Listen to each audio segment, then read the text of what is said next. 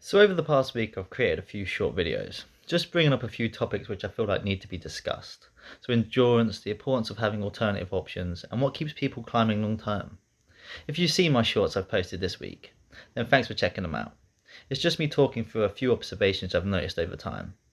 I'm not here to give advice, I just want to get these views out there, and hopefully some of you can relate, and this could potentially help you think about your own path a little bit differently. So endurance is huge in our industry, and it would be hard to cope without it. When you start out, it's basically the main thing that keeps you going. These long days, heavy climbs, and figuring stuff out as you go. And honestly, it's part of the learning process, building skills and gaining confidence. I've worked with some people that are absolute machines, and their strength carried them very far. It's something I respected and was pretty envious of. But here's the thing I've noticed over time. Endurance is great, but unfortunately, it doesn't last forever. At some point, something shifts. It's not usually sudden or dramatic. It's just that recovery takes a little bit longer. Your mental fatigue creeps in, and your energy levels don't bounce back like they used to. And it's not a problem. It's just what happens to everyone over time, especially in our job. But recognizing it early enough is what gives you a chance to make some changes. So this is where options come in. Not because climbing is bad, and not because everyone needs to stop climbing as soon as possible. But I like to think of endurance as like a pillar, holding everything up. Options are just the extra support to share that load. You're still climbing, you're still growing, but it's a little less stressful, a little less heavy. And some people reduce their hours. Some people focus on planning or supervision. Some branch out into training or consulting. The work stays connected. The stress just spreads out a little, and I see that as a bit of a win. But one thing I have noticed is that financial pressure makes everything feel a little worse. When your income depends entirely on how much you can push your body, then every sore day feels a lot bigger.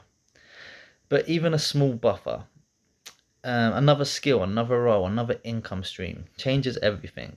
You don't feel as much pressure. You've got a little bit of wiggle room. And I mean, this doesn't happen overnight, but it makes your future more enjoyable, more sustainable. I don't really see this as climbing versus career. To me, the career is the long game. Climbing is just a huge part of it, and a real important part. But it's not everything. So I've watched people stay in this industry for decades. It's not because they were the strongest climbers, but it's because they adjusted as they went. They didn't abandon climbing altogether. They just added a few different roles into the mix. And I think that helps people last. But to be fair, looking back, I don't think I would have listened to any of this early on anyway. When you're young and full of energy and motivated, endurance feels unlimited, and that's part of the excitement. But after climbing for 10 years now, I can see the value of building options early, even just small ones. I'm not like planning to quit anytime soon. It's just that it's just to make my future feel a little bit more enjoyable and sustainable. It's about creating freedom, not limitations. If you're early into your climbing career and loving it, then that's fantastic. Nothing here changes that. But if you're starting to think, what does the long term look like? Then that's okay too. I mean, there isn't a rush or a correct timeline. It just helps to be aware and start thinking about these options. Just knowing that there's more than one way to stay in the game. I guess the main takeaway is endurance is powerful, but options make it sustainable.